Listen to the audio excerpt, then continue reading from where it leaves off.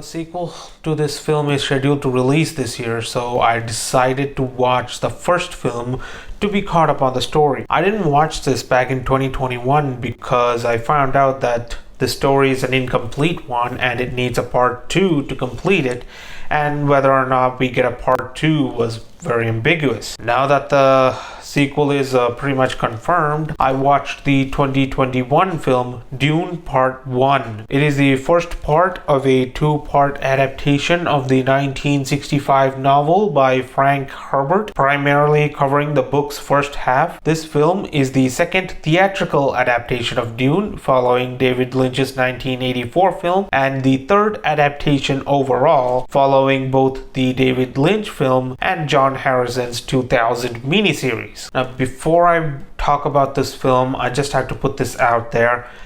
As of this recording, I have not watched both the David Lynch's 1984 film and John Harrison's 2000 miniseries. Now that that's clear, here are my thoughts on the film. Dune is an excellent film with great all-round performances. I love the world that's shown in the movie and the characters that live it.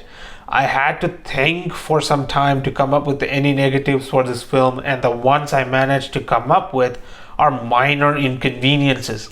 The movie is that good. This movie makes me curious about part 2, and I also like the scope and vision of the movie. This film is very epic in scale, visually thrilling, and extremely ambitious. Hans Zimmer composed the score for this film, and he elevates the movie to a whole another level.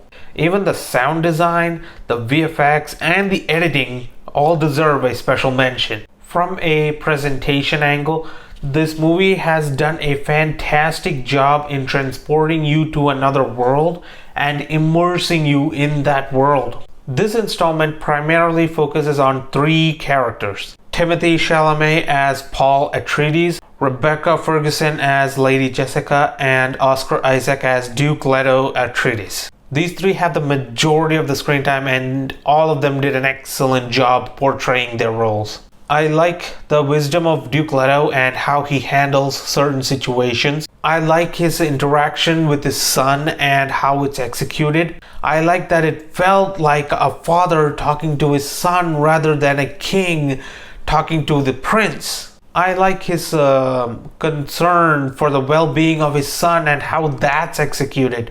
Rebecca Ferguson did a great job portraying Paul's Bene Gesserit mother and consort to Leto. I do want to apologize in advance if I'm mispronouncing any of these words. I like that despite being a mistress, the relationship between Lady Jessica and Duke Leto gives off a husband-wife relationship vibe. I like the use of the mind manipulation power called the Voice and the rules for its effective use. I liked how the movie portrayed the relationship between Lady Jessica and her son Paul Atreides and her absolute faith in her son's judgment. I also like that despite being a fighter, she also has full clarity on when to fight and when not to fight. Timothée Chalamet did an excellent job portraying Paul Atreides, the ducal heir of House Atreides. His interaction with the Duke Leto and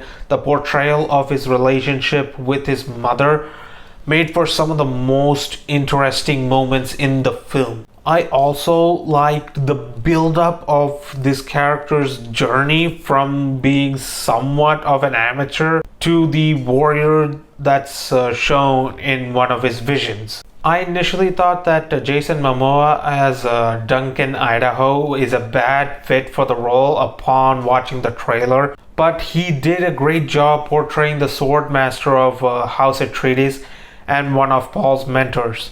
His interaction with Paul didn't give off a mentor-student vibe, but rather their best friends vibe. The only minor inconvenience that I had with this movie is how Zendaya as Chen is utilized in the film. For the first 2/3 of the film, she's basically a guest appearance who just comes and goes in a vision. and she barely does anything in the remaining parts of the film. I understand that her role is saved for the sequel, and that's why I mentioned that it is a minor inconvenience and not an issue with the film. This is still half a movie and it needs part 2 to complete the story the director is trying to tell.